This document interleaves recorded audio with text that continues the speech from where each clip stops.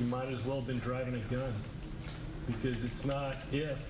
You're going to kill somebody. Stern words as a judge doesn't hold back during the sentencing of a drunk driver who killed a grandmother.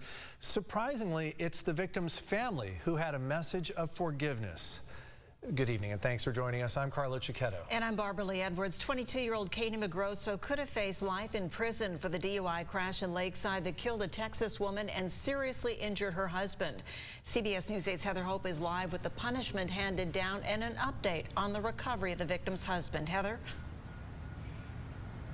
The victim's husband, David, suffered 4 broken ribs, injuries to his head and leg, as well as a torn shoulder and a cut liver, but he survived while his wife did not. But in a twist in today's sentencing, the victim's family asked for a lesser sentence for the killer.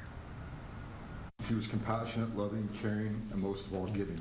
With a heart for second chances, Travis Kennedy told a judge and the woman convicted of killing his mother she was forgiven. She would never want you to sit in prison for the rest of your life based on a bad decision.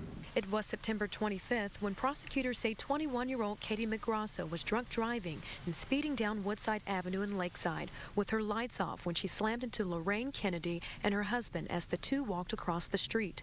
The Texas grandmother died on scene while her husband David Sandell suffered severe injuries. Mr. Sandali spent 54 days in the ICU as a result of this. Fortunately, he's alive today. For her crime, McGrosso faced a life sentence, but the family did not want that, even though McGrosso has a DUI conviction when she was 17. I know this may seem weird for you, but if you talk to her mother, she'll be there for you. The judge sentenced McGrosso to 11 years, 8 months, the maximum time she could serve without being convicted of murder. You're going to be incapacitated for 10 years at least. That's a hefty sentence. McGrosso had teardrops down her gray sweatshirt. The shorter sentence took the family a month to decide. My mom probably would have forgave her.